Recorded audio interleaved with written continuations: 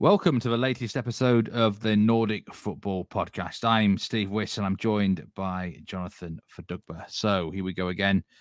Another week full of action, Jonathan, and plenty to discuss here. We're going to start with Norway. We've got an exclusive interview at the end of the show with Kevin Diks from FC Copenhagen. Henry at Footballing DK has come up big again. And also you can check that out on the YouTube channel. It's got its own separate section if you just want Kevin Diks. And now, of course, we're going to be talking about our Svensken. We're going to be talking about the European qualifiers, which are really close now for Champions League and Europa League.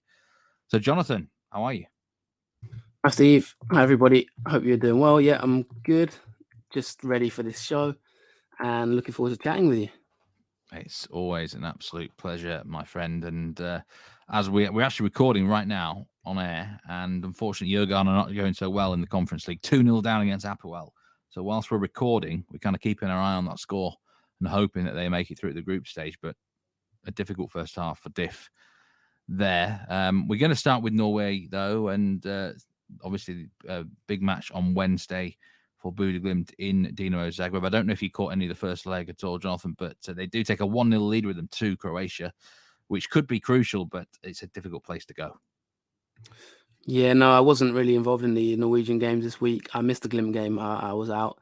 But you're here to talk all about it, which is fortunate as the Norwegian expert. So yeah, let's get straight into that because it's been a strange week for Glimt, hasn't it? Yeah. Obviously, the high of the Zagreb game. I saw you live commentating on that match on Twitter. And then, of course, the HamKam match. How would you sum up Glimt's week? Okay, I think is a good way to describe their week. The Zagreb game is the most important for sure. And they won that 1-0. They followed it up with a 2-2 draw against HamKam at the weekend, which is interesting because there were several people. I said in my video preview on that game on Twitter that Bodø/Glimt would not be at their best because they're focusing quite rightly for me on the Champions League. Doesn't matter what 11 you spring out on the field. When you're involved in that sort of game of magnitude, eventually, you will be potentially distracted and don't play at your best. And they still should have beaten HamKam, but it didn't surprise me they drew. But going back to this 1-0 win against Dinamo Zagreb, the expectation for most people out there, pundits, betting experts, everyone, even myself, I thought it'd be a high-scoring contest, a lot of goals. I've seen Zagreb play a few times as well, and they're usually quite open. Obviously, Bodø/Glimt themselves in home matches very much go for it and have a fantastic record at Mare Stadion. But it was the opposite. This was a really tight game. Not many chances. The expected goals were quite low. I think it was 1.2 against 0.7. So 1-0 was probably quite a fair outcome. I think both sides suddenly realised where they were. One progression away from the Champions League group stage. And, it's worth a lot of money, but forget the money, the prestige for the players to be involved. I'm guessing there's guys on both sides who might never get another chance to play in the Champions League group stage. And I think, those realizations hit. Amal Pellegrino scored the only goal of the game, 35th minute, I think it was. Great cross in from Joel Mvuka and a fantastic header.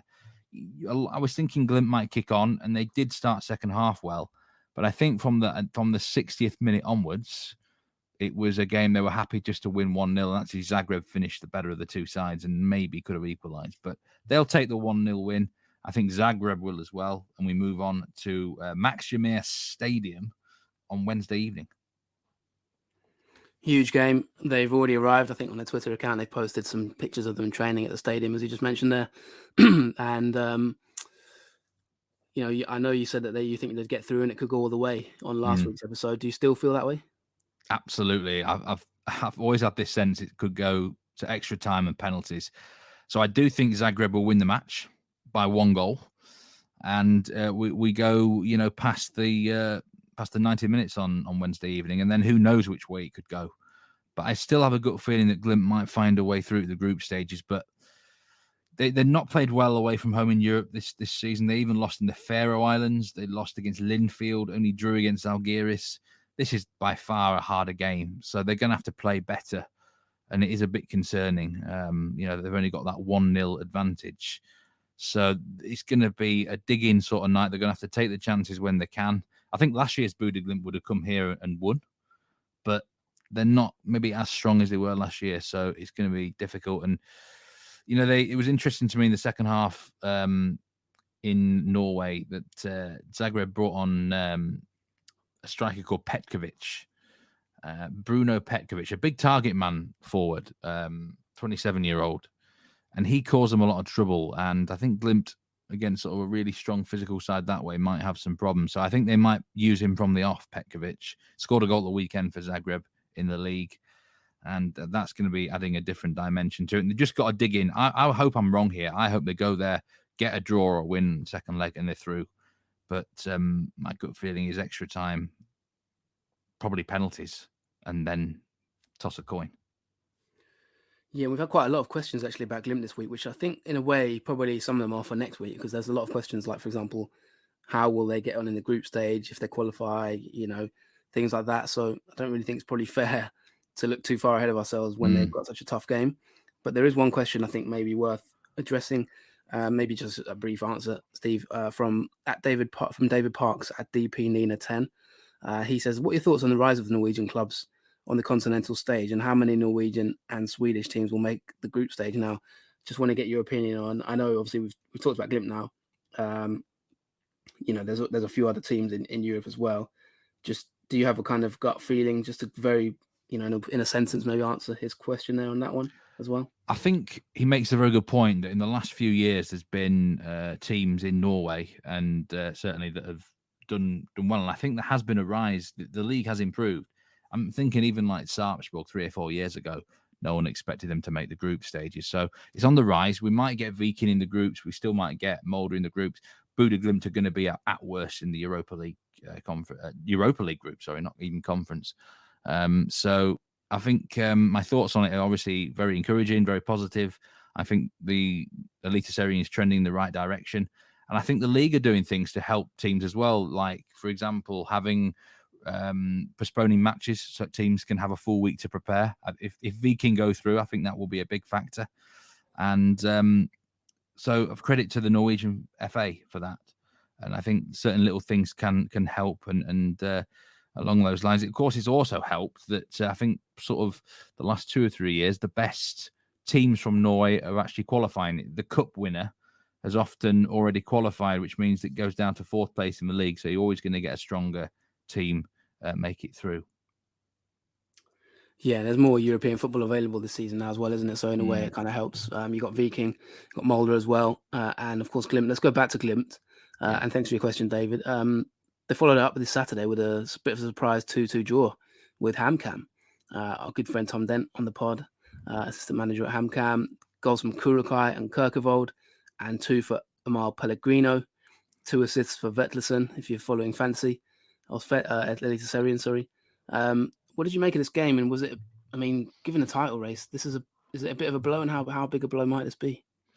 A big blow because Molde are not showing signs of dropping points. Rosenborg are in great form and Lillestrøm are not going away either. I was a bit surprised they dropped points, but I wasn't surprised that HamKam hung close because there's a crazy stat with HamKam.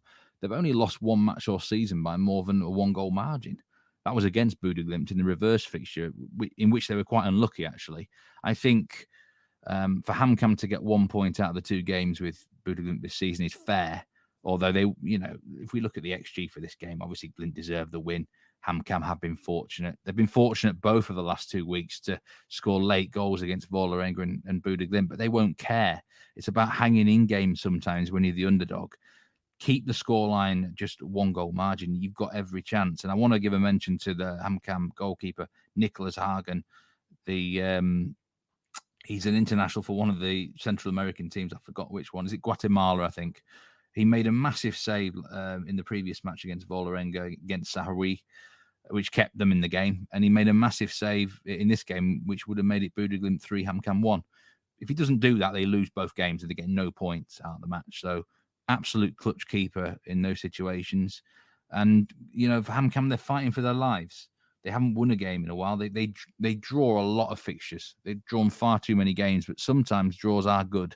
And the last 2 for them are strong. For Bodø Glimt, I don't think we can criticise them too much, though. Like I said before, their minds will have been on this Zagreb match inadvertently, even if they wouldn't admit that. I don't think they ever were going to be at their absolute best in that fixture. So it's dropped points. There's still a long way to go, though, 11 games, but Molde are an absolute machine right now. Yeah, and Molde are top of the table at this moment in time. They're now 5 points clear, in fact, and 7 points ahead of Glimt, who are now in third place. So with 11 games to go, it's looking, is that Glimt out of it? They play each other in about 2 or 3 weeks' time, Buda Glimt against Molde. So it goes without saying that Glimt have got to win that game to get back into the title race, I think. And but they also need some other teams to be taking points off Molde. It might help them that sort of Rosenborg and Lillestrøm are still in the hunt as well. So if Molde do start to lose games or drop points, then they might get twitchy. Say last year, Molde should have gone on to win the league, really, and they didn't. I'm not ruling Glimt out, but it's difficult now. 7 points adrift with 11 games to play. So yeah, it's hard. Logically, Molde should go and win the title from this position. Yeah, and just wishing Glimt good luck. This probably, as you mentioned, I think on last week's show, this will be probably the biggest game in their history to date against Dinamo Zagreb. So wish them all the best, and let's see if we can hear that Champions League music at Glimt this season. Who knows? That'll be incredible, really, in terms of how far they've come. We'll move on to Molde now. They've got a game, obviously, in Europe as well, and they didn't have a greatest result in the first leg, did they? But they've sort of their stranglehold on the title, like you've just mentioned, there is looking a little bit stronger. So let's just sum up Molde's week. What's been going on? Molde lost against Wolfsberger 1-0 in the Conference League first leg at home. No idea how. They had over 30 shots in this game, 18 on target. Ridiculous. And it was a fluky win for the Austrian side. And apparently, I had the Austrian Bundesliga podcast reply to me. I tweeted something about this game, and they said it's typical of what Wolfsberger do in away European games. They've got a Midas touch in away games, apparently. Well, let's hope they haven't got that touch at home, because Molde need to go to Austria and win to stay in the competition. This might be similar to the Zagreb tie. I think I could see them winning by 1 goal in Austria, extra time, maybe penalties. I've got to back Molde. I think they're the better side for sure. They've got the quality, they've got the class. I think it would be a blow if they didn't make the group stage of the Conference League, because they're playing great football domestically. They've had a favourable tie, let's be honest. Wolfsberger are a team they should be beating. Then Wolfsberger are not one of the better sides in Austria. And I think they would be very disappointed. I would be for them as well. But it just shows you anything can happen in a one-off match. But over 2 legs, let's see if they've got enough. But they followed it with a good 1-0 win at Haugesund in the league. A sort of a 1-0 win, a sign of champions, really. They weren't at their best, but got the job done. And, they keep rolling on in that respect. So it was an important 3 points. Do you think they can turn this around against Wolfsberger? Yes. Not to be confused with Wolfsburg, of course, from Germany. But, how do you feel about their chances? Because they're obviously in good form in the league. I think they can turn it around. They were clearly the better side in the first leg. They just didn't take their chances, and the goalkeeper from Wolfsburg had a good game. Let's be honest, Austria's not the hardest place to go to, is it? Really, it's not known for being a difficult sort of place. Wolfsberger, like I say, based on what I saw in that first leg, they're not a bad side, but they're not that great either. So if Molde just actually convert their chances here, I think there's no reason why they can't win on the night. It's just a question of, winning by enough of a margin, or obviously getting through after extra time and penalties. So Wolfsberger have a bit of a danger on the break, so Molde have got to be careful of that. But I think they've got enough about themselves, Molde, to get the job done. It'd be very disappointing for them. They lost out at this stage last year against Trabzonspor, but that Trabzonspor side was far better than Wolfsberger and actually went out to win the Turkish league. So I'm expecting Molde to turn this around. Prediction? Molde to win the match 3-1 in 90 minutes. And the goals, who do you think is the key man for Molde in turning it around? Who's going to be the attacking force? The key man, I think, is going to be David Datro Fofana. Your friend. Look, he has a better record in Europe. I think he seems more switched on in Europe, maybe because teams aren't aware of him as much. And the only thing I will say, I think he'd be better if they were underdogs in a match. But he has a good record away from home. He'll definitely get a one-on-one chance at some point. Can he convert it? Let's see. So I think he's got to be the key man. there's your prediction, and yeah, the game does take place in Austria. So good luck to Molde there at the Klagenfurt am Wörthersee Stadion, which should be interesting. Conference League playoff. Let's move on to the next talking point, which is of course Viking. Yeah. They are also playing in Europe. Steaua Bucharest. How did this first leg go? Because this was a surprise result. Yeah, they fluked it, basically. They got battered. They only had something like 25 shots to 5. The XG in this game was nearly 3 for the Romanian outfit and less than 1 for Viking. So it was kind of the opposite to the Molde game. But they went here and got themselves a 2-1 win. Very lucky win. But again, it seems to sum up Viking in Europe this year, doesn't it? They got past Sparta Prague like that in this sort of way. And they keep riding their luck. And now they've got a home leg against Steaua Bucharest, and they just need a draw to progress. Strong home crowd's going to be behind them, and they can make the Conference League group stages, which would be sensational. They were clearly outplayed in that first leg. But I think you've got to expect that away from home in Romania. It's a difficult place to go. They've done the hard work now, Jonathan. And it's just a question of can they back that up. I think they're going to come under plenty of pressure in this second leg, but it won't be as hard. At home, will it? They're still going to have to ride their luck a bit, but I don't know. Something tells me about Viking this year. They might just get in there. This is a difficult match to predict because Steaua Bucharest are the better side and on paper as well. But home advantage, 2-1 lead. This could go either way. Yeah, and it's like you said, a bit of a surprise result for them. You think that they've got a good chance, and who was the key man in that first leg, and what's the outlook for the second leg? I think it was a collective team effort, defended with bodies on the line. The goalkeeper had a good game. And, like I said, my prediction is, cool. I don't know. I had no idea, mate. How about let's go for a 1-1 draw? But this could end absolutely anything. If Steaua Bucharest rocked up and won easily, I wouldn't be shocked either. But equally, if Viking kind of pick them off when they take too many risks, then that wouldn't be a surprise. So I'll go for 1-1, but honestly, this one, I haven't got a Scooby-Doo. No Scooby-Doo, says our expert, but for Viking, it's a massive game.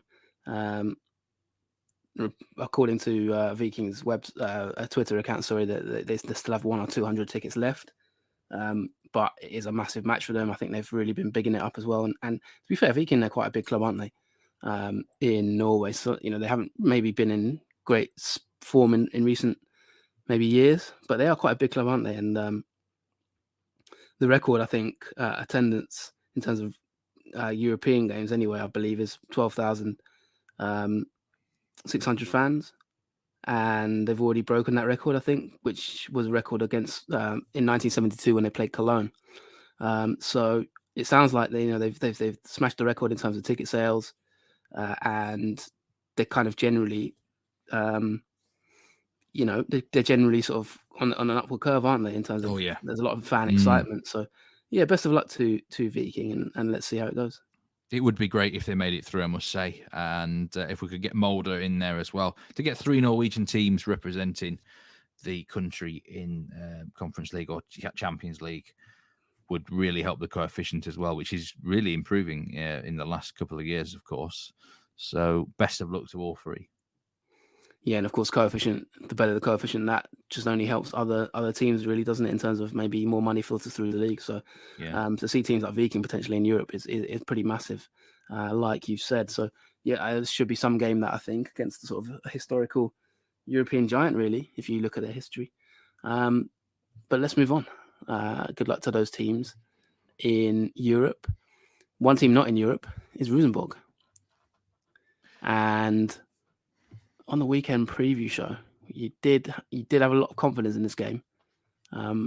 They did get the win, but it wasn't maybe quite as you expected it. Was it, Steve? Let's just look at this match. Rosenborg against Arlesund. How did it go? Yeah, pick the bones out of this game. It went completely the opposite to how I thought. This was one of my worst predicted sort of reads of a match in a long time, in terms of Arlesund basically played an awful lot better than I ever thought they possibly could have. And I think we've got to start. Some will say, "Oh, Rosenborg weren't that great." Do you know what? Alisson, you got to give them huge credit here. They had a fantastic game plan. They pressed Rosenborg's defense, the goalkeeper, and they forced mistakes out of them regularly. They just constantly harassed them on the ball. They had no time. And Rosenborg were reluctant to pass the ball that long at times, which didn't help them. They, like Andre Hansen's constantly looking for the goalkeeper sort of short throw or medium throw at most. And I think there was a great effort put in by the likes of Oddmarksback and Nordley, Simon Raffen, Sebicic on the wing-back positions for Alisson. And they deservedly took the lead. Simon Nordley in the 30th minute. Rosenborg replied thanks to a penalty, which was a soft penalty. I'm not even sure there was contact. I'm not even sure it was inside the penalty area. It was a home field call. The referee all night, to be honest, I felt was certainly biased towards Rosenborg, as you might expect at the Lerkendal Stadium. And, second half, not a lot changed. I think Alisson probably with a better team. Andre Hansen made a big save, 80th minute, to keep it 1-1. And it looked like it was going to be a draw, but then Kasper Tengstedt popped up, 92nd minute, with a cracking finish into the top right corner, unsavable. And they got the points. They didn't deserve them, really. I must say, Alisson must feel really hard done by here. But when things are going for you, aren't they, Jonathan? And right now, it's the garden is rosy for Rosenborg. Tell me about Tengstedt on the score sheet again. He's got a natural finish in him. I don't think he's necessarily the quickest lad. I don't think he is necessarily the strongest player. But he combines. He's quite intelligent. I think he gets into some good positions, and he just seems to have that good natural finishing touch. And he's provided so many different finishes for these 4 goals. This was a real last volley. He's had one-on-ones that have gone in. I think he might have had a header in the first match, or certainly back post conversion anyway. So he looks like he's got plenty of strings to his bow, and he played the full 90 minutes for Rosenborg. It's interesting that Noah Jean Holm was back from injury, and I wonder if Holm will end up partnering Tengstedt, because Sater is a great sort of pressing forward, works hard, but you would not expect him to finish as many chances. He's not as good at converting opportunities. So there's a few decisions to be made with this strike duo, but Tengstedt has got to be one of the 2 strikers, because he's got this clinical finishing about him. And that is why you bring someone in like that. And that's the difference between 1 point and 3. Yeah, Nordley on the score sheet for Alisson, and the result lifts Rosenborg up to it's in 4th at the moment, and 1 point behind Glimt, so they're getting closer and closer to a podium spot. We've already discussed kind of last week. If you think they can make the podium, my question to you is: do you think they could actually maybe finish 2nd or even above? I predicted them to finish 2nd at the start of the season, didn't I? Yeah, look, this is the period they've got to cash in. They're not in Europe. Bodø Glimt are definitely going to be in at least one group stage. Molde might be in a group stage. Can they take advantage? They have had some soft fixtures, I'll say that. Some much tougher games are to come, and I don't quite think they've got it. Put them up against a Bodø Glimt and a Molde now, or even someone like Lillestrøm, Vålerenga. I'm still not sure I would trust them. And let's be honest, Alisson have outplayed them in that game with not just I say a good tactical game plan. They definitely exposed some armour in that Rosenborg setup and style. And I think a few might just look at how Alisson played there and think, we've actually got better players than Alisson.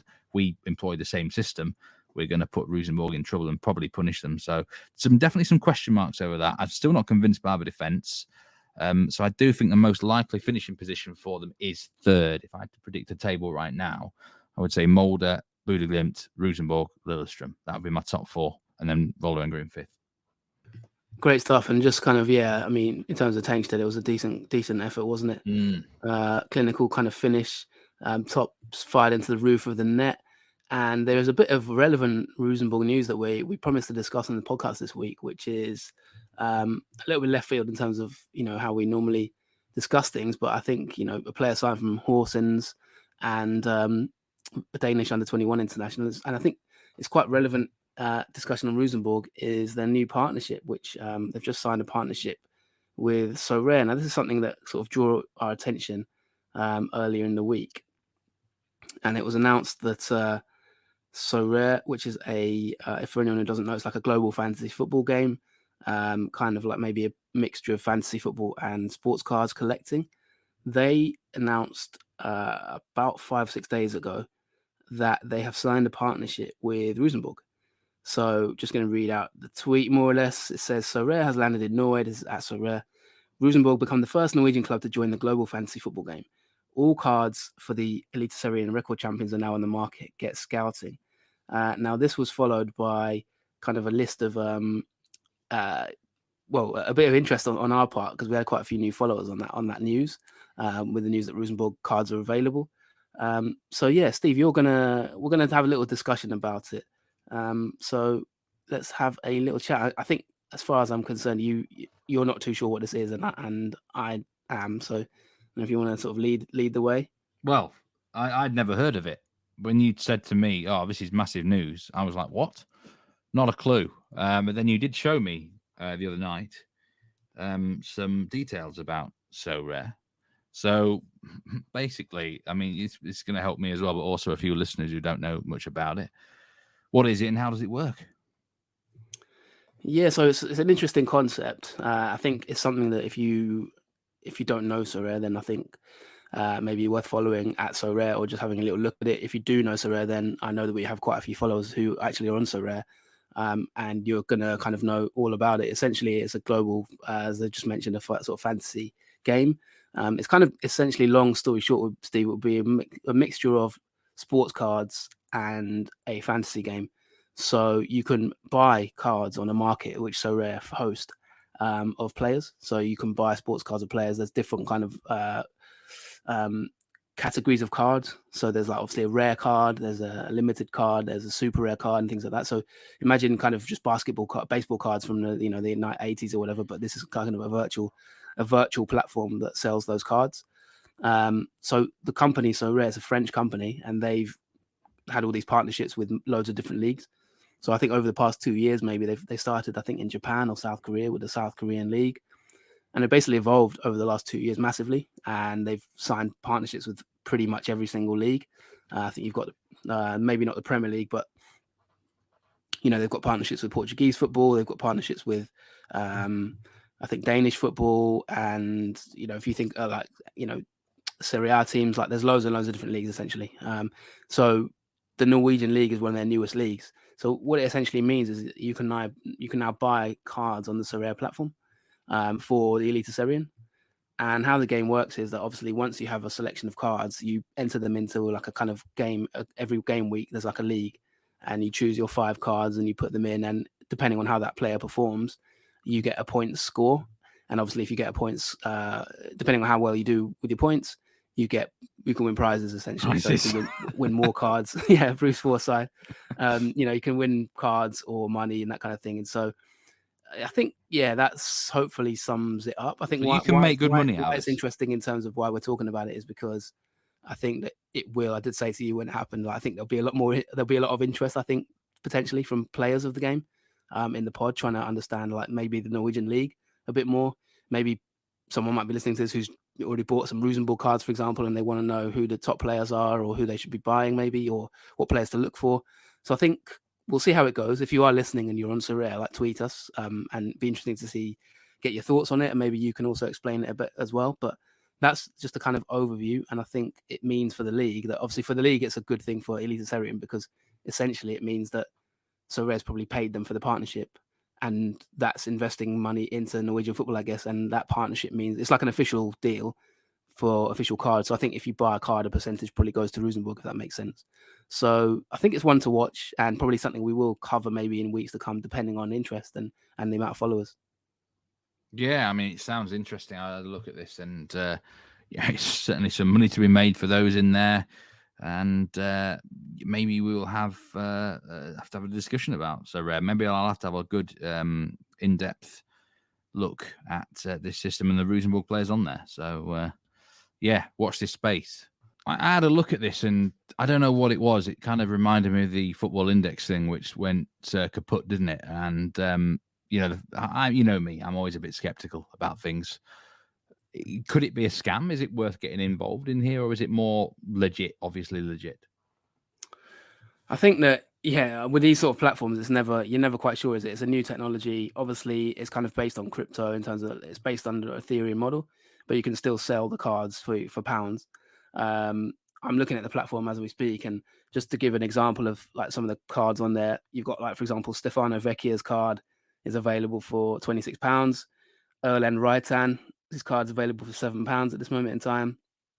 So it's got the entire Rosenborg sport, and obviously these are different categories. Tengsted's card currently his least rare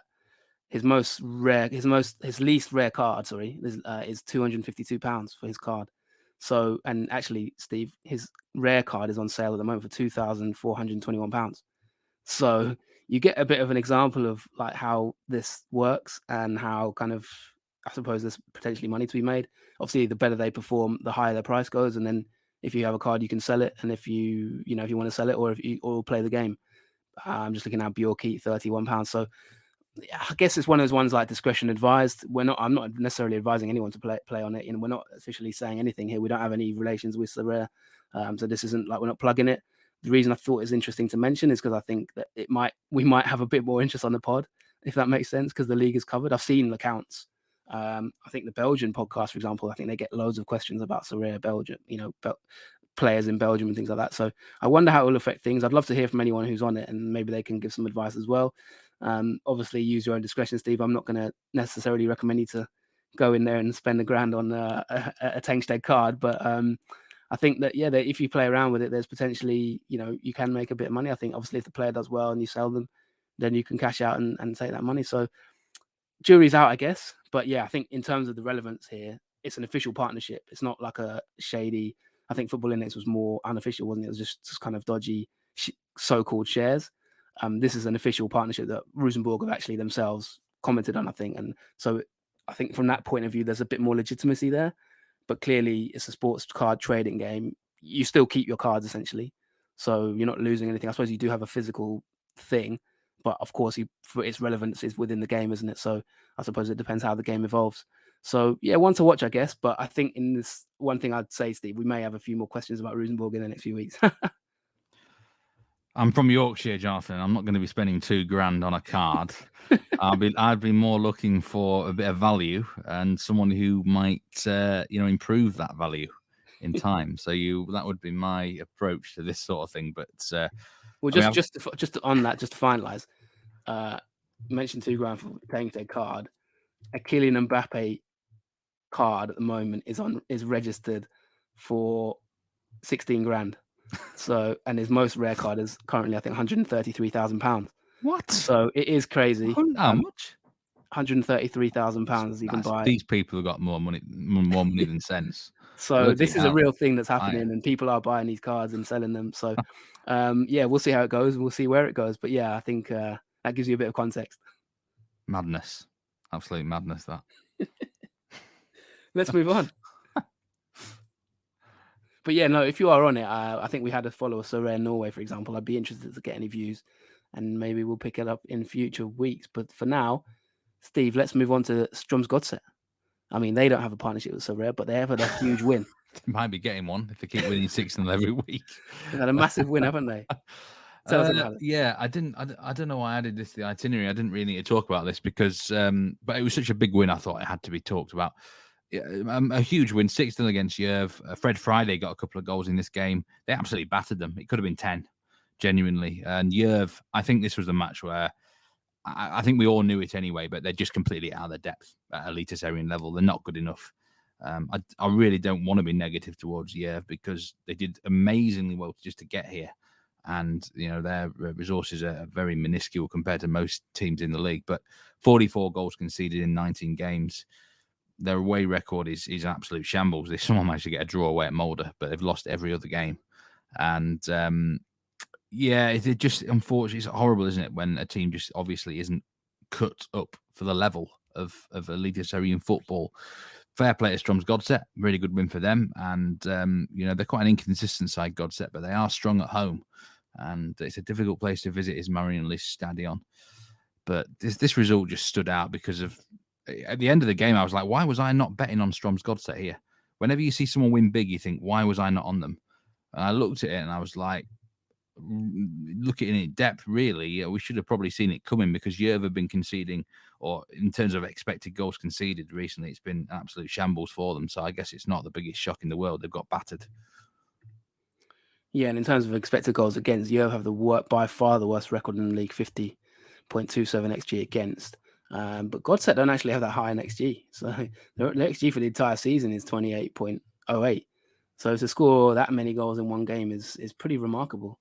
You think Jerv have gone? I think they're, I mean, I've kind of said it all year, haven't I? But they looked a shambles. They've done well to win 4 games of football, all by a 1-0 scoreline. But they just they concede way too many chances and goals. They can't stay up that way at all. It's just curtains, isn't it? Yeah, and let's move on to the Obos. You've put Salzburg misery continues, but I'm gonna run through that because we are time-wise we're maybe a little bit behind. So yeah, Salzburg's misery continues. That's it. That's the end of it. They're 14th, 6 games, 6 wins all season, 12 defeats, 5 points above Jerv still. But relegation playoff, maybe they're only 1 point off HamKam though. But we'll see how that goes. But Steve, I'm quite interested to discuss with you one of the other talking points on your itinerary, which is the Obos League. Now we have some massive news, and I think bad news for a few people who've been on this podcast over the last few years, isn't it? So what can you tell us about the second division of Norway? What's been going on? A few changes. Well, we had 2 managers sacked recently. Erik Schoner from Stabæk, who was a previous guest on Nordic Football Podcasts, and Vegard Hansen was sensationally sacked at Mjøndalen, another past guest on the show, after 17 years in charge, and he was the second longest current serving manager in world football, let alone anywhere else in world football. I think the current longest serving is someone in Northern Ireland. Is it Crusaders? Something like that. Anyway, but yeah, Mjøndalen, they've had a bad run of form in the Obos, and Vegard Hansen was sacked. There was a press conference. He was there. The president was there, and there was tears. He was emotional. He was very sad. He said that they couldn't establish themselves as an elitist club in the last couple of years, and he agreed. He said he thinks it's the right decision to sack him. He said he wants to get back into coaching and managerial duties as soon as possible. So he's not just going to have a long break or something. He wants to get back managing, but he'll be gutted. I mean, he lives at the stadium. His apartment is actually inside the ground. So, this man bleeds the blood of Mjøndalen. So I think it was quite a shock, actually, that he was fired. A couple of players came out and said they were really surprised it had happened. He was part of the furniture here. I think the presumption was he would at least be given to the end of the season to maybe get them into the playoffs, and maybe then you can look to move on. But 17 years of Vegard Hansen is over at Mjøndalen. Yeah, that's big. And I don't know where you got that stat from in terms of the league. Maybe it's professional football. I don't know. But I know a manager at Folkestone Invicta in non-league, Neil Cugley, has been in charge for 27 years. So I don't know necessarily. It might be professional football only. So maybe I'm being a bit of a stato there. But that is a crazy run no matter what. And obviously in terms of, I guess it's not top division, is it? But yeah, I'm interested to know maybe more about that. Is it pro football? Is it maybe, I don't know how they define it necessarily. But yeah, Hansen, I mean, if you haven't listened, we did have an interview with him about 2 years ago now, maybe we'll tweet it back on that Nordic Football Twitter. But yeah, you can listen to his views. I remember that interview. It was really good. He was really passionate, wasn't he? And as you say, lives at the stadium. And, Mjøndalen got relegated last season, but they were a kind of team I quite enjoyed, actually. I know you weren't massively big on them at certain times in terms of their performances, but they were quite a nice team to have around, I guess. So yeah, that is a shame. There's been another change, hasn't there, as well at Stabæk? Yeah. Erik Schoner was sacked as Stabæk manager. I think he lost at Sturdals Blink, which was a bad defeat for Stabæk, and brought in Lars Bohinen, who is an expert of getting teams out of that Obos League. And he started with a 5-0 win. What a great start of your first match in charge against Start of all teams, ironically. So I think with Lars Bohinen, I mean, there's only 9 games left, but I think you've got to make them favourites to finish second in the Obos now, because Brann are miles clear at the top. I think there's something like 19 points clear now at the top of the league. They're only going to need, I think, another 3 or 4 points to guarantee promotion. So they've won 18 games, drawn 3. That they still could be on for the invincible campaign, and Grower down at the bottom could still be on for a campaign where they don't win a game of football. 21 games and they still haven't won one. But yeah, Stabæk now. I actually hope a different team comes up automatically. Nothing against Stabæk, but it would kind of annoy me that sort of Brann and Stabæk go down, they come straight back up. I'd like someone different that can actually maybe make a different impact on the league. Maybe someone like Ranheim again could be an excitement, or Kay from Oslo, or Sandnes maybe could come up. I'd like that, but I think you've got to say Stabæk now with Lars Bohinen, experienced manager, very good in OBOS League. He's only got 9 games left to make his mark on this team. But if they don't come up this year, I bet you Stabæk will probably win the league next. Yeah, great start for Lars Bohinen against Start, as you said there. And we wish Erik Schöne well as Vegard Hensen. Both have been on this podcast. Erik Schöne about a year ago. I remember him talking about Football Manager and how it got him into management. So considered a very bright manager, isn't it? I assume you expect him to bounce definitely. back too. He will be back. Absolutely, no doubt about it. It's a tough job, Stabæk, because let's be honest, expectations are high. And, he's not exactly been doing that badly with them. I think they were down in 5th place when he got sacked. And generally, the record's been pretty good this season. Certainly away from home, they've been strong. And it doesn't help in a league when one of the positions is basically taken up by a side that's far, far too good for OBOS level. If Brann weren't in the league, then who knows? It might be a bit different for Stabæk. But that's the brutal reality of football management, isn't it? If you're a club that expected to do well, sometimes you've got to kind of fear the sack a little bit. But he's a bright talent. I would not be at all surprised to see him managing in the Eliteserien again at some point. We absolutely wish him the very best. And also with Vegard Hansen, I think he's got a lot to offer football. I'd like to see Hansen at a bigger club with more resources, see what exactly he can do, because he seems a really good people person, a great man management, also a canny tactician. But I'd like to see him with a few more weapons in this team to see what he can do. And before we wrap up OBOS, Brann, nearly 20 points clear. What is going on here? They've smashed it. I know. I mean, it's incredible, isn't it? They're just basically far too good for this level. But they got off to a good start and they haven't took their foot off the accelerator. I think the most recent win was a 4-0 success away at Sogndal. I'm just interested to see if they can go unbeaten now. This is going to be the best ever team in OBOS Ligue 1 history if they keep this up for the last 9 games. To be honest, I think 57 points will be enough to go up anyway. They could probably lose all the remaining matches and still go up. But I suspect they will probably get another, 6 or 7 wins. They'll be probably close to the 80-point mark, which would be mad. Great team. They've got players that are far too good for OBOS level in some areas, but fair credit to Erik Horneland. And I'd be interested to see how this Brann team gets on next year in Eliteserien, because I don't think they're just going to come up to make up the numbers. Yeah, it looks like they're not going to be away for too long. Brann, massive club, and it's even for us to still, in a way, it still feels weird that they're in the 2nd division. Let's briefly wrap up some transfers here, because the window's still open in Norway. How long is the window open for, and what transfers have caught your eye so far? Yeah, 31st of August is when the transfer window closes, and I still think there'll be plenty of business, certainly into the league actually. But a few recently have caught my eye. Albert Grombach is coming from Aarhus to Bodø/Glimt. And he's cost them nearly £3 million. I think it's one of the highest fees that a Norwegian club has paid for a player in quite some time. Someone said it's the highest fee since John Carew, something like that. I'm not exactly sure. So that one, I don't know much about this player, actually, Albert Grombach. But he must be decent if they're willing to fork out that amount for him. Turgeir Boven's back in the league, former odd marksman. He's at Vålerenga now, and they've paid nearly £500,000 for him. Reliable striker. Should go well there once he gets up to speed. Marcus Pedersen's back in Eliteserien football. I think he took a break from the game, but he's back at HamKam, and he will be a much-needed addition for them in the final third of the field. They're lacking a bit of firepower, so he should go well there, hopefully, for their point of view.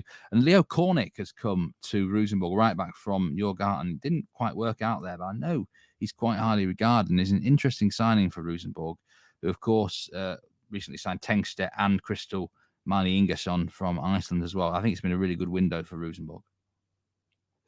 I quite like Kornic, the bits I saw of him. He didn't really get much of a chance, to be honest, in Sweden, partly because they've got such a good squad. But all the reports before when he joined was like he's been really, really highly rated. Was he at Starbet before that? He was. Might not I have think he was at start. I think he started his career at Vålerenga Youth, and he went and played at Groward for a year on loan, I think. That's it, because Eric Schörner Yeah. was at Groward, wasn't he? Yeah. And he talked about him on that podcast, in fact, and said he thinks he's top. So, so no, that's an interesting one. We'll see how it goes. 2 reasons there for you to listen to the interview with Eric Schörner and go back through the archives. But that'll be it for part one. In Norway, I think we've covered enough. And we've still got the interview to come with Kevin Diks in Denmark. And we'll also talk about a few things in Sweden. So I guess join us after this break.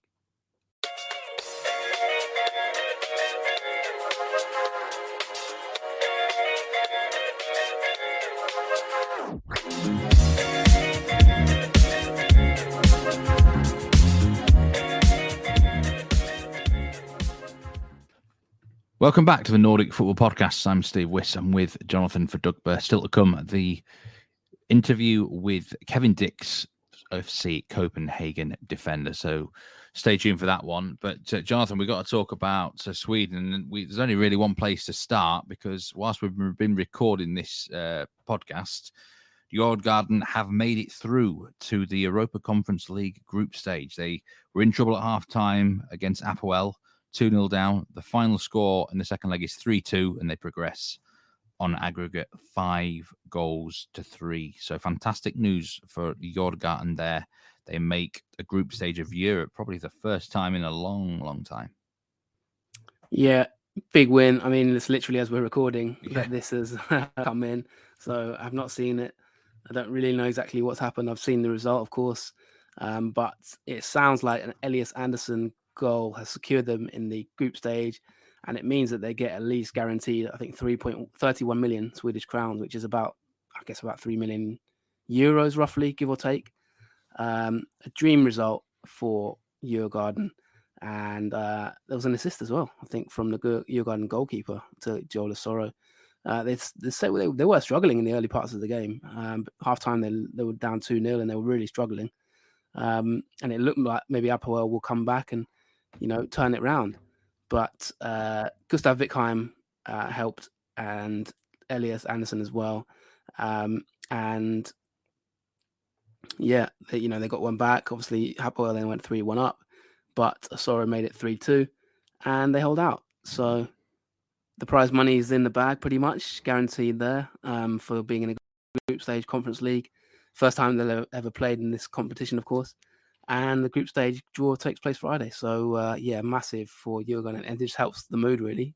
I think in general, they are enjoying life at this moment in time. I think they're having quite a good season, really, all things considered.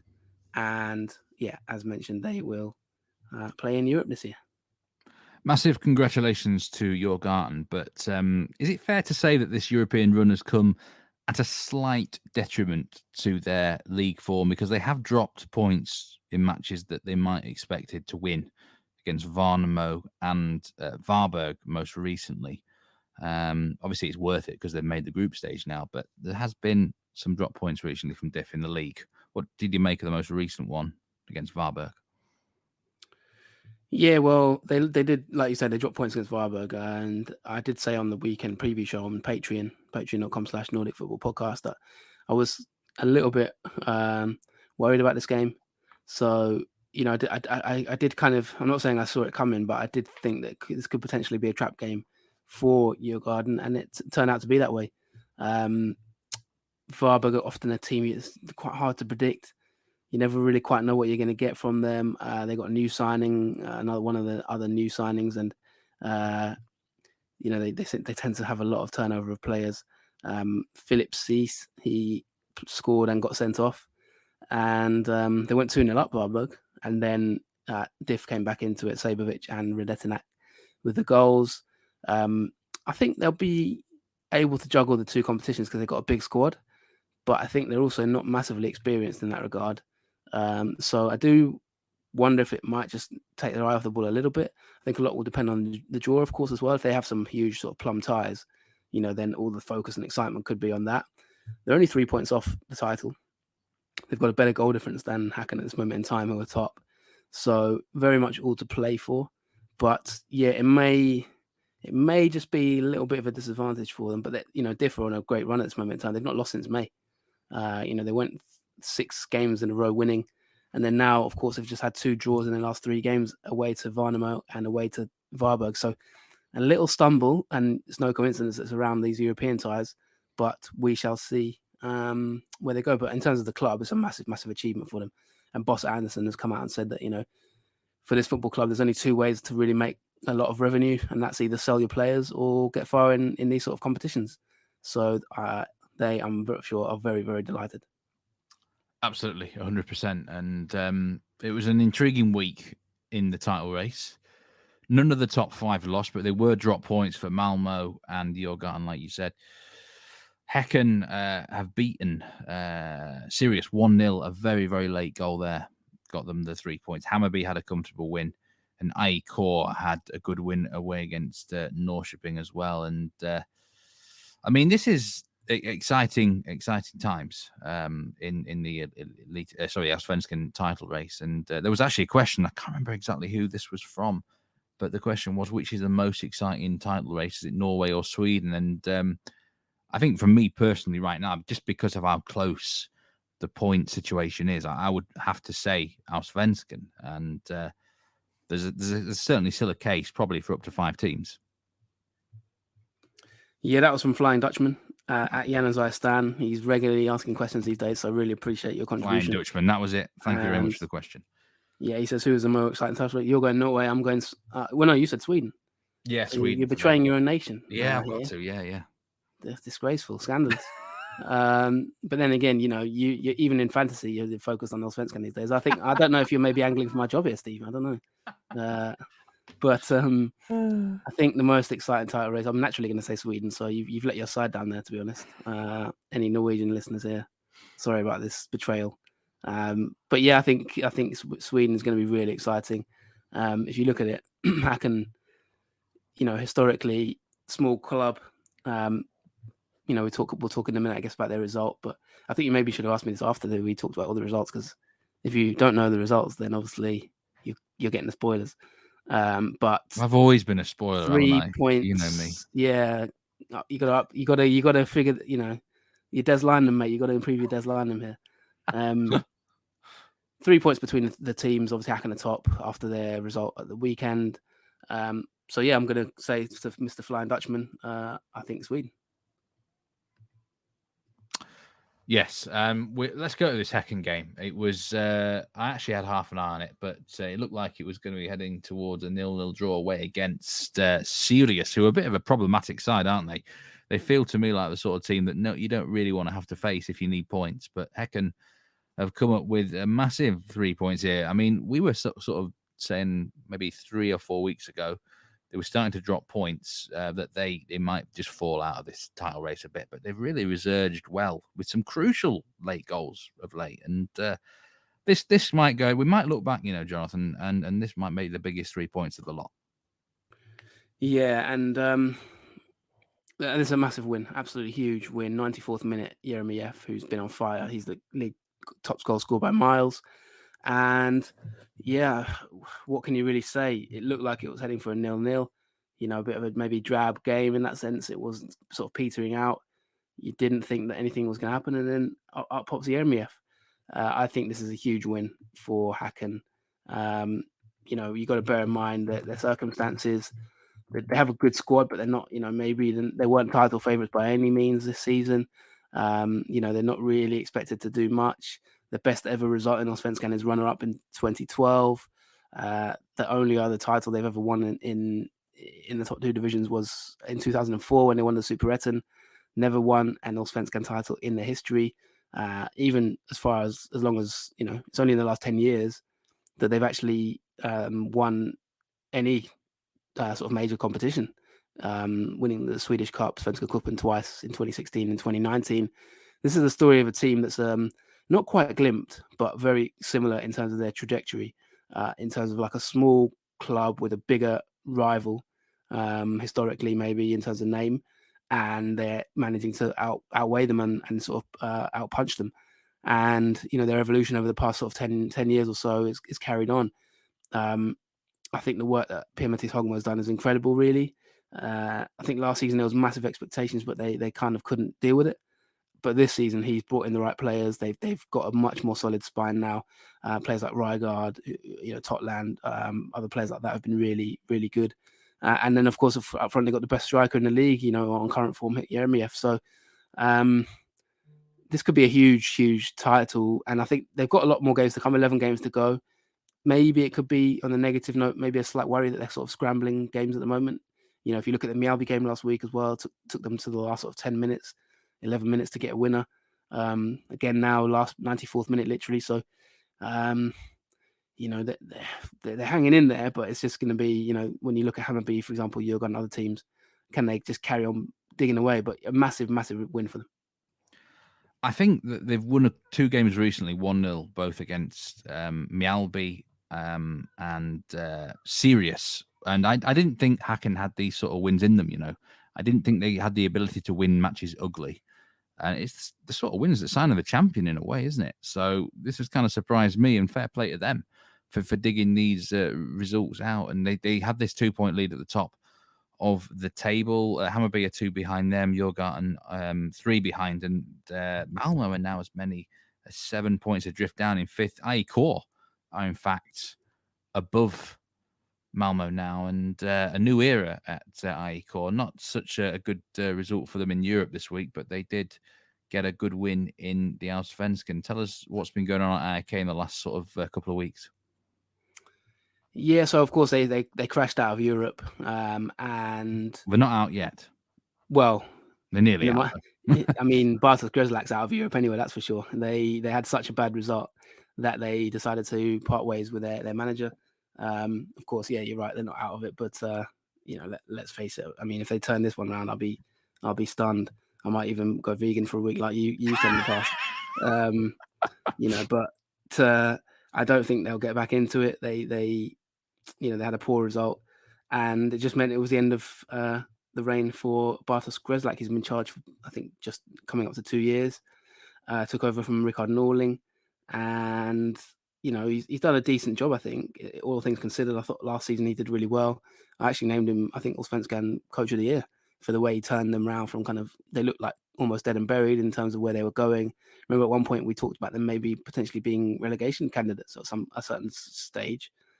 He turned them around and got them fighting for the title last season. They nearly crossed the line, came so close. Obviously the season went to goal difference. But yeah, they took a massive battering against Slovakia last week. And just in general, there's been a lot of talk that Bartosz Grzelak maybe, the famous quote, has lost the dressing room. I think that that was a big worry. I think that, there was whispers that, the fans weren't happy. Well, the fans weren't happy anyway. That's pretty public. But the players weren't maybe happy with the manager, and it just maybe needed a bit of fresh air. I think that the sports director, I think Henrik Aurelius, came out and said that, we're going in a bad direction and we needed to make a decision. We're at a crossroads, and they decided to go in a different direction. Bartosz Grzelak obviously put out a statement. He's an AIK man, and he said that he's had a great time, but his time's come to an end. Just haven't really been doing terribly. If you look at their sort of last 5 games, they've won 3, but they're not really doing amazingly well. They had a spell earlier in the season where they won 5 in a row, and just of late, they lost at home to Mjällby, lost away to Kalmar, stuttered a little bit in the league with against Elfsborg and Värnamo. Just unconvincing results. I think even when they're getting points, we talked about obviously the Värnamo game where they were lucky to win that game. Really, just 2 massive howlers defensively cost them. Help them and cost Värnamo. So they've been stuttering along a little bit, and of course they announced that the legend, the man himself, Henrik Goitom, will come back to AIK, and he'll manage I think he was already coaching in the youth teams, but he's been promoted till the end of the season and will be their first team manager. Now he's had an instant impact because they've gone to Norrköping and they were 3-0 up, I think, before half time. So really kind of one of those sort of really fast starts. Henrik Goitom has said that in life you have to accept challenges. He realizes that he's not quite maybe ready for such a massive role, but he said, "What's life without challenges?" Which is a great way of kind of looking at it, and a great philosophy. He's a legendary manager at AIK for different reasons. He's won several titles with them in the past, and Nabil Bahoui came out, and he's obviously they played up front together, very close. I think Goitom's got a very good relationship with the players. You know, he was a player until last year. I remember the send off they gave him last season. You know, it was real. Like, they really respect him. Bahoui came out and said he plays the kind of football we want to play. He knows what we want, and it will be a perfect match. So I think that if you look at it, even those little whispers from the players, it just suggests that maybe they had a little bit of enough of Bartosz Grzelak's kind of maybe more conservative style. They played with a lot more freedom, like I say, in the Norrköping game, went 3-0 up. Then they had a red card, Vincent Till got sent off. But end of the day, the Goitom era is off and running, and we don't know what will happen at the end of the season, but he has the job at this moment in time, and good luck to him. Yeah, I have to say, of all the teams currently in the top 5, they feel like the proper joker in the pack, Jonathan, like the real wild card, because you just don't really know what is going to happen with AEK this year. I mean, what's your kind of prediction for them in the league now? Because they seem a difficult side to call. They've got a new manager capable of literally anything on the day. Could they still win the title? I mean, what do you reckon? I think it's a bit like maybe I think you mentioned maybe sort of glimpse situation. They're going to have to go on an incredible run, really. Their next game, in fact, is against Hammarby, so that's a massive Stockholm derby coming this weekend. Tune in for that. That's going to be one of the games of the season, probably. It was 3-3 in the first game, and with the new manager in charge, and if they're playing a little bit more loose, a bit more attacking, then I think this could be a fantastic match. Hammarby already a team that go on the offensive. In terms of Goitom, obviously we don't know much about him as a coach because he's not managed before. So a couple of comments from all we can do at the moment is draw comments from other people. Nabil Bahoui said about him, in the last 2 years we played together, he was like a coach in his mind. He's a thinker and someone that I had many dialogues with as teammates. He's always thinking about football and he always has ideas and thoughts. He probably had to package it down, but as it happens, when someone comes in from scratch, all he did was give us encouragement. He told us to be brave, and we did it in the match. They asked him, can he succeed? And he said he is a football thinker. He said many times on the bus on the way home from a match, he is already doing the analysis and talks about the analysis at games. He made me think about those bus trips, and it obviously made me think that he could be a good manager, but we shouldn't really put pressure on him. It's only been one game, but he does say, we all know him from before. We know what kind of football he wants to play, and his football will suit us perfectly. Our pressing game, he said, was completely different to how it was before. So already you get an idea that maybe Goitom might be a bit more offensive-minded, might be a little bit more front foot in terms of pressing.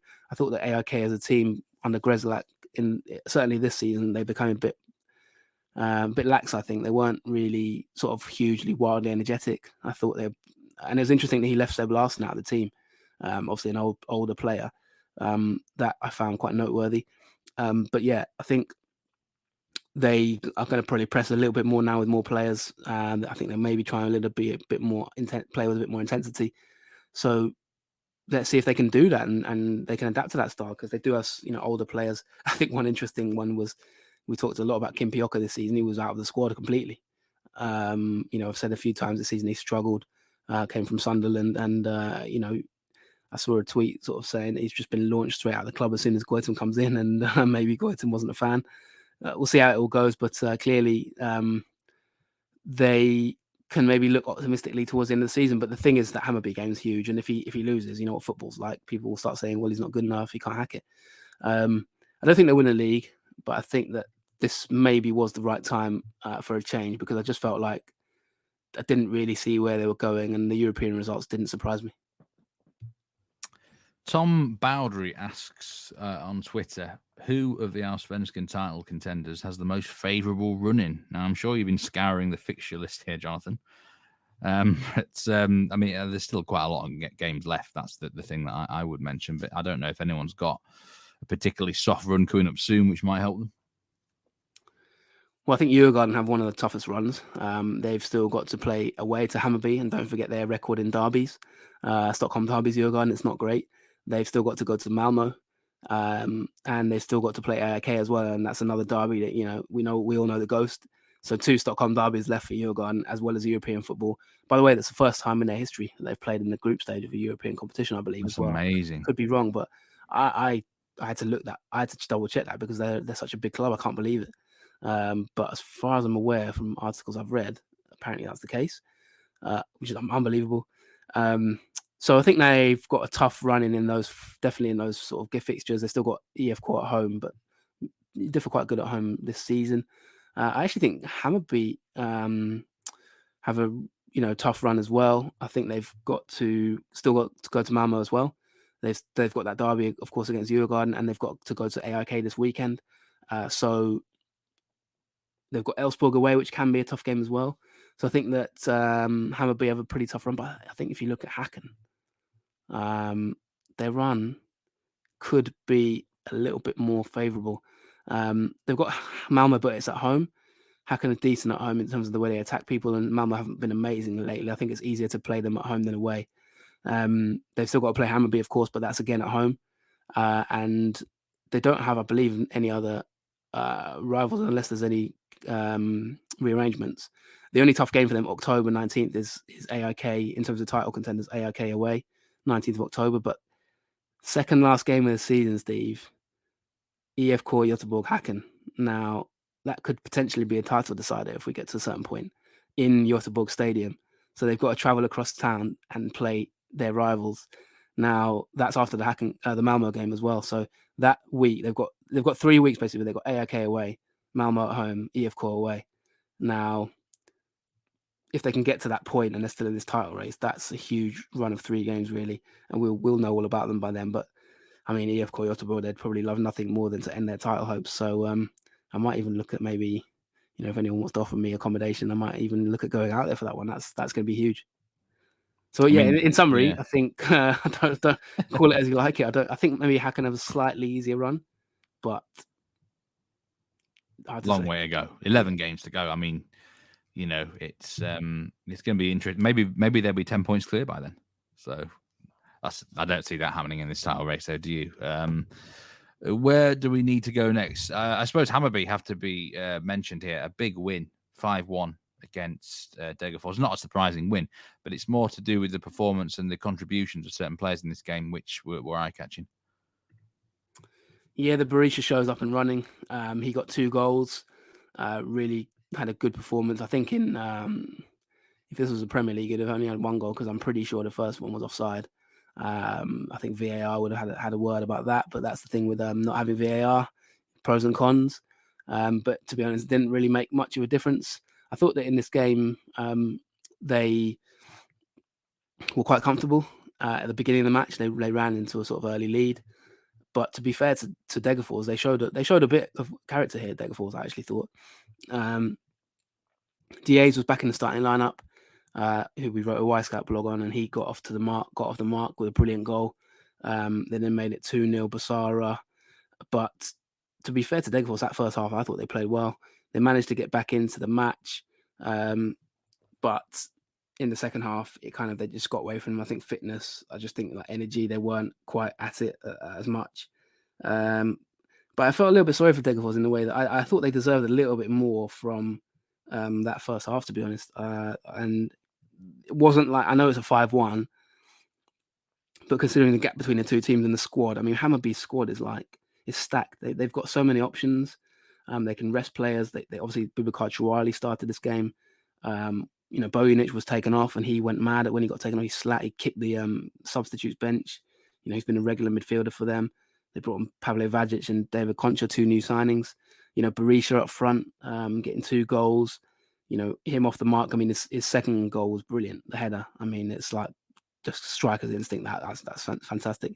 Couldn't he be a difference maker in this title race? Maybe he could, because he looked very, very good in this match. There's still maybe expectations Jays might leave before the end of the European transfer window, but they're so stacked at this moment in time, Hammarby, that I think the second half changes just took the game away from Degerfors. Really, they didn't have the squad to be able to sort of compete with that freshness of legs. Saidi came on, got his goal as well. My conclusion on this match was Hammarby just have so many options that if they get the balance right, they've got so many difference makers that it could give them an advantage in the title race. Yeah, they've got a good manager and no European football as well, which is going to really help them out. And they always seem to have goals in them, which I think is a big help. I know a lot of the teams up there have got goals in them, but you're right, they're absolutely stacked in that final third of the field. Berisha, I think that was really the performance that made him, sort of welcome to Hammarby, really. I think he had scored a goal before that one, hadn't he? But he looked, he's going to dominate poor teams like that. And there are still several poor teams in Allsvenskan, and you've got to put away, the bad outfits, haven't you? And there's an art to that, and he's definitely going to help them, not just in those games, but also a difference maker, maybe in a big fixture. So it is looking pretty good for Hammarby right now after that win. And the other results from this round were Mjällby 1, Malmo 1. Again, Mjällby being a real thorn, aren't they, to anyone? Just an absolute awkward opposition. Värnamo 1, Elfsborg 1. Another half winner for you. For those who watched the weekend preview show on Patreon, you predicted Värnamo would not lose that. Very good for you there. Kalmar 1, IFK Göteborg 0. And Sundsvall 1, Helsingborg 2 in the big battle down at the bottom of the table. I don't know if any of those results caught your eye. Yeah, I mean, I caught the Värnamo game. I thought they were full value. Elfsborg did push towards this in the second half, and maybe could have nicked a winner in fairness to them. But I was happy with that result in terms of the weekend preview show. Mjällby Malmo, I caught the game. I tweeted it, I think. I don't know if there's something in Berman Savic's contract that he's not allowed to score from 6 yards. But I don't know how he's missed. I mean, this guy misses chances for fun. He did get a goal, but it was lucky as well because they went 1-0 down, Gustafsson, and then they came back fairly quickly. But I think Malmo are really starting to fade in the title race. Really, we haven't obviously talked about them in this episode in terms of the title battle, and they're now fifth. They're now sort of 7 points off it. I think they need to buck up their ideas because I just think they are running out of time. They don't score enough goals, 27 goals compared to Häcken's 44. Hammarby's 40, Djurgården's 40. And part of the reason is because they got players like Berman Savic, who I can't believe the chance he missed a few weeks ago when it was easier to miss than score. So we talked about XG in that episode. He had another one this week, 6 yards out, and he's put it way over the bar. I don't know how again he's done it. And that just sums them up a little bit at the moment. Buya Toure is not quite firing. They're just a bit slow. Christensen did well. Came on and got an assist, but they're falling a little bit behind. And then, I think we had a comment from Wasson, didn't we? Our good friend Wasson about Kalmar. So you actually watched this game, Steve. So I'm going to let you take it away on this one. Yes, well, it's funny you say there that Malmo need to book up their ideas. I think we need to book up our ideas, don't we? Because the question from Wasson was basically we hadn't really talked enough about Kalmar on the podcast recently. So apologies, Wasson. Thank you very much for your question or interaction. And yes, it seems that they kind of have gone a little bit unnoticed recently. I suppose that's what can happen when you win a lot of games 1-0. But I specifically made an effort to watch this game. I watched the full 90 minutes of Kalmar 1, IFK 0, and it was actually quite a good game. I think it was far better than a 1-0. And one thing I will say about the Kalmar tactical approach, because you actually did an article on Henrik Rydström for the Weisskat blog, I do believe, and it was they have a very much a high possession tactical approach. If he wants to keep the ball whenever he can, I think it was actually 50-50 for ball possession in this game. But first half, Kalmar did dominate, and thought IFK had a good tactical game plan to try and press their defenders and midfield into basically punting the ball long, and Kalmar did not want to do that. The goalkeeper as well, Friedrich, came under a lot of pressure. So I think IFK had a good strategy there, but they didn't make the most of their opportunities in terms of when they won the ball.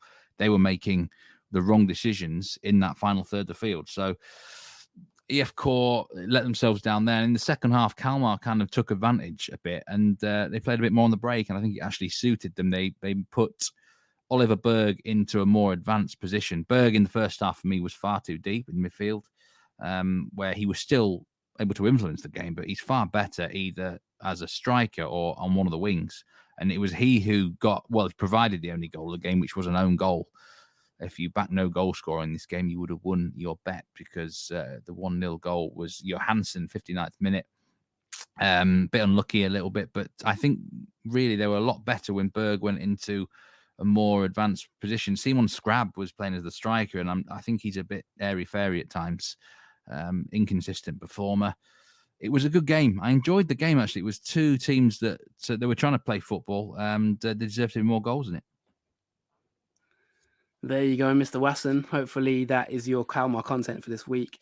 If you do have questions, then obviously feel free to ask us, in terms of how you think Kalmar are doing. It's difficult because they're not maybe challenging for honours, but at the same time, they're just so generally good that they're not going to be in relegation battle either. They're sort of solidly mid-table, 7th, upper mid-table, pushing maybe for a top 5 spot, but probably not quite going to get top 4. Berg is an impressive player, isn't he? I must say, he really does pull the strings of that team. Yeah, he does. And we had a comment as well from at History Russia. He says, Hacken is starting to piss me off. 94th minute winner, solid for Badgett, but before next week's show with Yanyet, which is the nickname of AIK, he's an AIK fan. But yeah, no, thanks so much to Wasson at Oscar Holt 1991. He is a massive Kalmar fan, and I did ask him on Twitter, does he think that Rydström would go? Maybe he might be linked with the Malmo job or the AIK job on a permanent basis, maybe next season. But he did answer saying that he thinks that, well, he said not a chance he will leave. He's a legend in Kalmar with a contract till 2024. He's also got a daughter doing her last year of high school. So I guess that is pretty affirmative.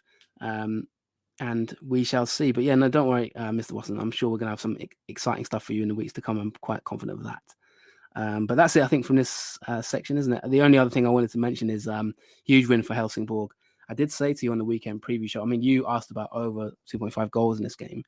I did say to you on the weekend preview show that I thought that if Sundsvall allowed them space in behind and allowed them to sort of have counter-attacks, they do have fast-paced players that can get in behind. Unfortunately for GIF Sundsvall, that's exactly what happened. And in fact, it was the player on my mind that I thought could do well in this game, and it was Benjamin Aqua, who scored the first goal. Kobashi got the second goal. Damus came on, Ronaldo Damus, and got a consolation. But it wasn't enough. And, Euro over 2.5 was correct. And Helsingborg take a massive win. I think that for GIF Sundsvall, it's looking very, very difficult now. 4 points off the relegation playoffs and 9 points off getting out of it entirely. So really, the best they can probably look for at this moment in time is maybe just to get that relegation playoff. But for Helsingborg now, they can look maybe of catching Värnamo or Varberg. But I think that's probably it for this week in terms of Sweden. Yeah, I did actually look at the XG for that game, and it was really miserable reading for GIF Sundsvall. 0.52 XG against 2.56. I think they're gone. Got to be honest, Jonathan. I think they're finished. They're not good enough defensively. And if they can't win a home match against Helsingborg, what chance have they got? So there was just one more thing, a question. It was from Sorare, Norway. It's about the Royal League. Do we want the Royal League back? And it got us talking, actually, didn't it, before the podcast, that we once had an episode, actually 3 years ago, where we discussed about maybe bringing the old Royal League back. For those who don't know, it was a tournament from Scandinavia, involved the top teams from Norway, Sweden, Denmark. And, maybe one day you might see the Royal League back in maybe sort of like pre-season or something would go well, wouldn't it? Or along those lines. But thanks for the question. So, Norway, I'm always intrigued. I was gutted that, Malmo and Bodø Glimt didn't face off in the Champions League qualifiers. I would have loved to have seen that, because we don't obviously see enough of the teams out there play against each other. But we had Molde against Elfsborg this year, at least. Yeah, and if you want that episode, it was July 2019, I believe. Yes, 19. And the title, yeah.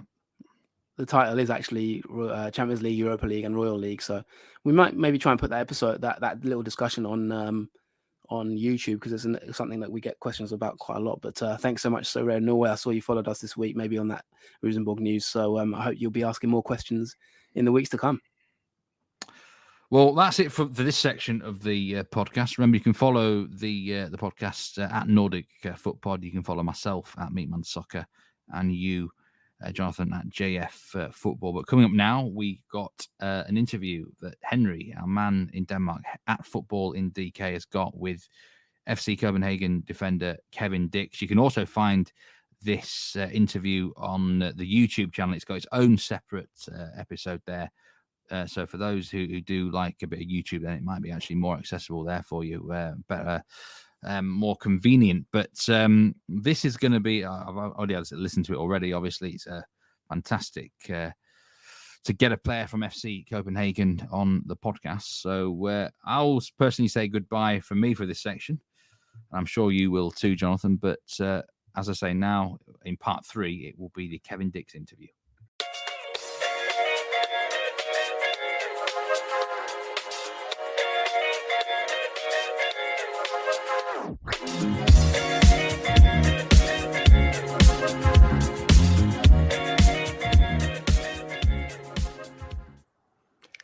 Welcome to the Nordic Football Podcast with me, Henry Nicholls, at Football in DK, and I'm back with another exclusive interview. This is one I'm really excited about, and it's been in the works a little while, so I'm delighted to be joined today by a current Superliga champion, FC Copenhagen fullback Kevin Diks. Kevin, welcome to the show, and thank you so much for giving up some time in your busy schedule to talk. Of course, no problem, man. Kevin, you had a remarkable season at FC Copenhagen, winning the title actually in your first season at the club. How did it feel to play such a big role in a championship winning team? Of course, it felt fantastic, but the league goes with ups and downs. It doesn't go perfect all the way, of course. Winning the championship, it comes with some struggles and good games and some bad games and perfect games. And I think I had a wonderful start in the season, but eventually the goals were that we should have get champion again in Denmark, and that's what we achieved last season. And it's quite a young team. I think it's one of the younger squads in the league. How much do you sort of feel like a leader, even though you're only obviously in your mid-20s? Yeah, I think I'm in the middle at the moment, but we have a lot of young guys. I think we have a lot of potential young, big talents. But I think we have the right balance at the moment. We have quite some experienced guys and a lot of potential young guys, young talents. Fantastic. And obviously, prior to joining Copenhagen, you spent a couple of years in Aarhus before. Yeah. And I guess having played in Italy and the Netherlands as well, what was your first impression when you arrived in Denmark of the league in terms of, I guess, the quality and the speed compared to other places you've played? I think it's a little bit different in playing in Holland or Italy or in Denmark. The difference between playing style, if I say it right, the playing style is a bit different. I think if you compare it to Holland, it's a little bit more physical here. You're a little bit more allowed in duels than in Holland, and tactical wise in Holland it's different than in Denmark. I really was surprised when I come to AGF the first time that it was I came in a very good environment. I remember that I was struggling at that moment with football, with my injury, everything also in life apart from football was not going well for me. So AGF at that moment was a really good spot for me, and from there on it's already quite fast. We're I think 2.5 years further, and now I'm in Copenhagen. Yeah, absolutely. And like, how important was that, I guess, experience of the league to helping you make your mind up to decide to join Copenhagen? When I came to AGF, of course you think about future steps, but you don't think about too much because it's you must take it day by day and game by game, because football, anything can happen any moment, every day, bad and good. But so when I started to go in AGF, the first thing I needed to do was get fit, because I had a big injury, and the first thing I was doing there was getting 2 months of still rehab training with the physios over there. So that was still struggling, because I thought in my head, like, okay, I'm going to go to Denmark and I'm going to, be there straight away. But that was not what happened. So that was really hard for me in the beginning to get a hold of myself, to get a hold of my, the old Kevin back, how to play, when to play and what to do. So that was, it was a big of a change. But I knew this was like a moment where I need to stand up, because I don't have a lot of opportunities left at that moment. So Fantastic. And I guess after 2.5 years, you must be starting to feel a little bit Danish. Is there what do you love most about the Danish culture or life in Denmark? That's a difficult question. I think it's similar to Holland. like really similar to Holland in life, in like what do you think? Like every culture has differences, but I think Danish are a little bit similar to Holland. People like to go out. I like the city; it's very good organized. So yeah, the organization in Denmark, I like it. It's very well structured and it's really clear how everything works here. You can tell you're a defender, liking structure. Yes, yes. No, I like structure and yeah. Fantastic. And I was lucky enough to travel over to Denmark a couple of weeks ago for the derby. I wondered, how does the Copenhagen derby compared to the derbies you've played, let's say in the Netherlands? I had this question before. It's quite big actually here. I didn't think it was this big when I arrived because I play in EF, of course, first. So that was a derby, but not as big as Copenhagen Brøndby. So it's actually really, really big. But I have to still say that the Dutch derby Feyenoord Ajax is still like really big. But the only thing is that I didn't experience that Feyenoord and Ajax played with away fans. They were not allowed and still not allowed because because of the fights they had a couple of years ago. So that's a really big struggle for Holland. I think it's better always to have away fans. It's always a better experience, even if it's the away fans you play against. It's just a way better experience, and for everybody. You have only losers if one of the team doesn't have fans. But if you play away or at home, it makes a big difference because it's such a big atmosphere. So they bring so much to the team, and they give you this 1 or 2% extra that can really help the team over the deadline, for example. Yeah, it must be amazing. Everywhere you go in the country, there's the traveling support is full. In Lyngby this weekend, I thought we play home. Yeah. And of course, you mentioned the away fans not being able to go in final. That's been the case in Denmark until the most recent derby. I think the previous two had no away fans. Yeah. What was it like? I guess traveling to the away game in the coach for the first time. Did you get a sense of the atmosphere building on the way, or the first derby I was in, the first two I think we had fans. But then something happened, and then they said we don't have fans for the next 2 games, I think, or 3 games. I don't remember. But it was really, what you could expect, because they will, like, if we go to Brøndby, we knew that they were gonna heat everything up and make it difficult for us. So of course it's a little bit more difficult to play, but also in the other sense, it's also it gives you a little bit this like, I want to, we want to win against them because they have so much support, and you can make them silence by playing football and killing in the way, like killing the game or winning the game. And that's, if you win away in a derby, that's a really amazing feeling. Yeah, I bet. And I wanted to ask you actually, for a match as fiery as the derby is, how do you balance the kind of intensity you need to play with to win a game like that, with the kind of calm head you need to keep to be able to focus on, I don't know, the tactics and your individual instructions? Yeah, I think it's a balance you have to make, that you really need to be concentrated. That's first of all, you need to be concentrated in everything you do and not lose your concentration for a second. Because that will either cost a goal or either cost something, or yellow card or whatever, or like a big tackle. You want to be there in these kind of moments, and to really, really be there and not like lack a little bit of concentration, and you don't get the 100% out of it, and you need to get 100% out of every situation in those kind of I think every game, but especially when the other team also wants to try to haunt you or kill you, or like really really go for you, then you need to be concentrated and be smart as well, because sometimes people just want to get in your head. yeah I bet. Yeah. And also last season you played a number of games at left back due to injuries and stuff. How easy was it to adapt your game to playing on the other side?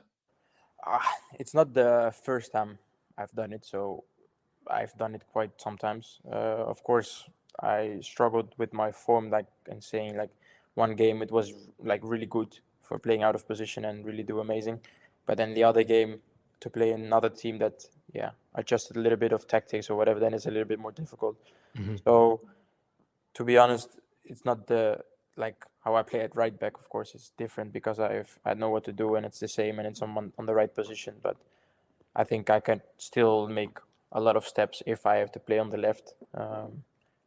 In terms of playing and be smarter and just accept the situation that I play on the left and I just need to get the best out of it and do my absolute best and then I can do also better. But that was a little bit of 50-50. Sometimes it was good, sometimes it was really good, sometimes it was a little bit less.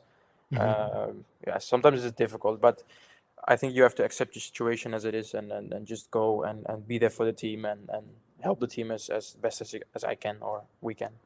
Absolutely. And I think that versatility is a great asset to have. Yeah, I think it is very good to have that you can have and play in different positions. It's not only that I can play left back. I think I can play more positions, but I really prefer the right back.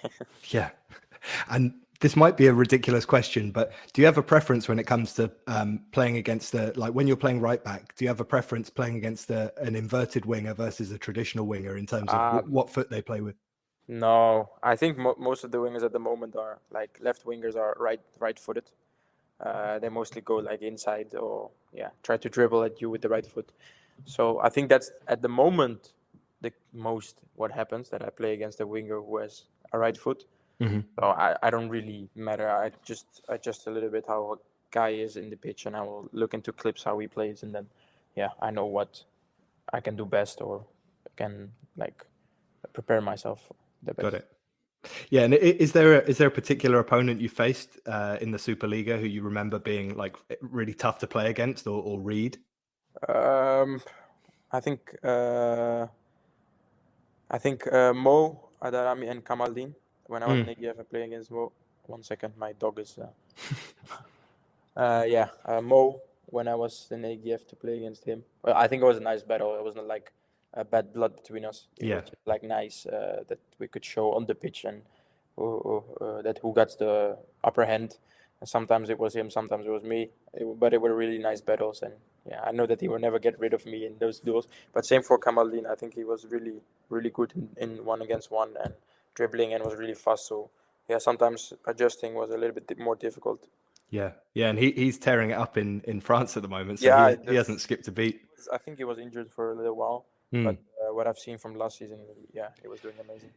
Yeah, you talked about that amazing start last season, and Mo Darami was a big part of that. How good is it to kind of have him back in the squad for a full season together? Yeah, it's always good to have a quality injection like that in the team, especially in these kind of big games we have at the moment. Straight away, it's important that we have a big squad, and Mo, I don't have to say anything about Mo, how good he is. So I think it's really good for us that Mo joined us. And it seems like since you joined the league, for a fullback, you do score quite a few goals, and also quite often with your head. Is this something you've always kind of had in your locker, or is it something that you kind of worked on? I did actually from youth already, but in the beginning, like when I was in Vitesse, it didn't quite come out often. They left me like being for the rest events because they didn't think I could head. But as I always said, like if you have somebody in mind, just keep me in your head so that I can go forward and maybe score a goal. And I think in my first 2 seasons, I only scored 2 goals, but they were both with my feet, so they weren't with the head. But I think the most goals I ever scored was these 2 seasons with AGF and Copenhagen. That day, it's like I believe in what I can do and in my qualities, and then if the delivery is right, then I should be there. Of course, I have also missed a lot of headers, but last season and the season before with AGF, I scored a lot of goals. Yeah, and I guess people aren't looking for a right back to pop up in the area, so that's No. a secret advantage. Yeah, it's again what you say, a little bit of versatility you can have as a player, that you can have extras a little bit is also always nice. And FC Co has quite an international squad. Do you always communicate in English, kind of on and off the pitch? And also, how's your Danish after 3 years? The thing is, in Denmark, you don't have to speak Danish because everybody speaks so well English. So I wasn't really like looking into learning Danish because it's of course it's nice to speak Danish, but we have such a diversity in the nationalities in squad. So I don't need to learn Danish. So I'm speaking with some guys Italian or or English or whatever. Yeah, and I speak with Boyle sometimes Dutch. Okay. Oh, nice. Yeah, that's nice. And in terms of like your life, kind of off the pitch, are you able to live a relatively normal life in Copenhagen, or do you get recognized all the time? Does that make it difficult?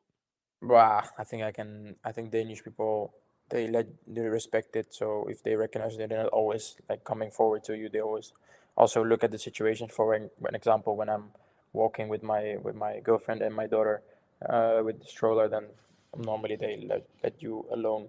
But sometimes they also come. It's just a mix. Sometimes they do, sometimes they don't. But it's not. I can live a relatively normal life, and I'm not out often. I'm mostly at home to chill, to relax. Yeah. Oh, yeah. So you haven't had to wear a disguise yet? No, I don't need that. But no. For anyone listening to this who's not aware, there was an incident after the derby where some FC Co fans had their jerseys stolen on the train, and Bromby fan actually, Rasmus Augustesen, helped raise money for from fans across Denmark for the victims.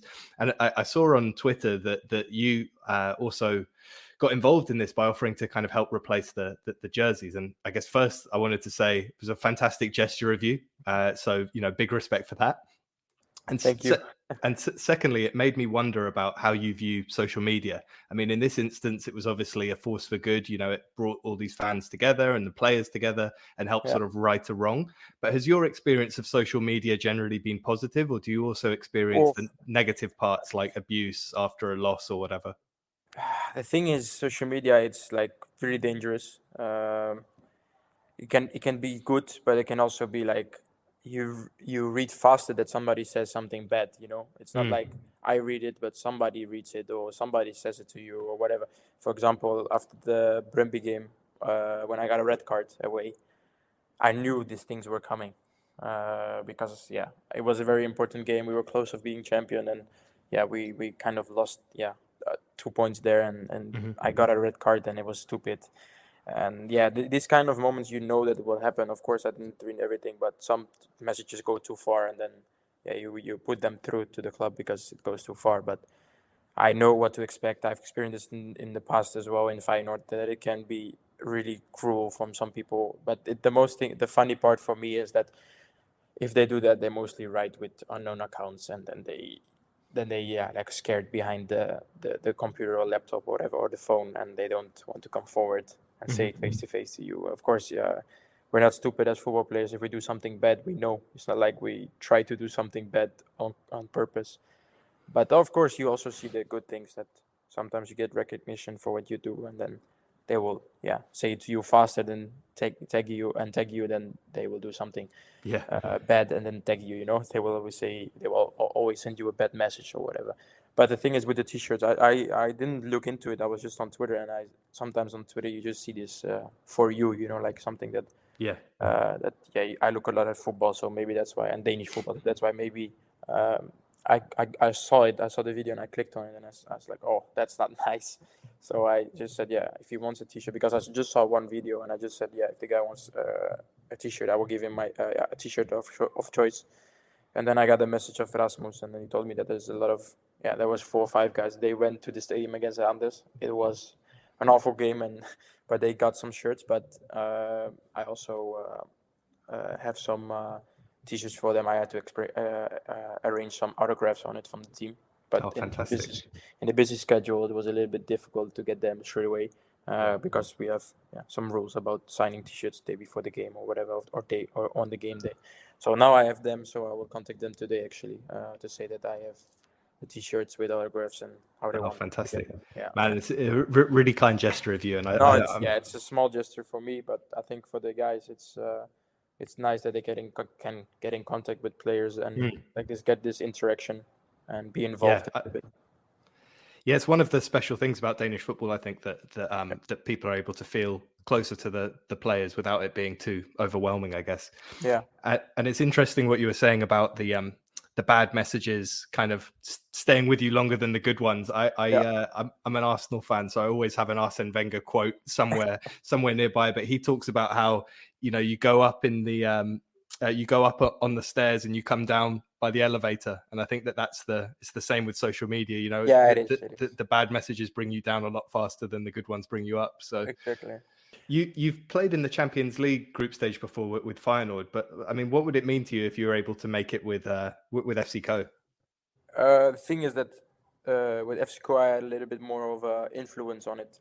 It would mean a lot to me and mean a lot to the club and the fans and the city and all Denmark, I think, if we make it to the group stage. The thing is that with Feyenoord, they got champion before I came, and then I played Champions League. But still, it means a lot because you play group stage against the best teams in the world. Yeah.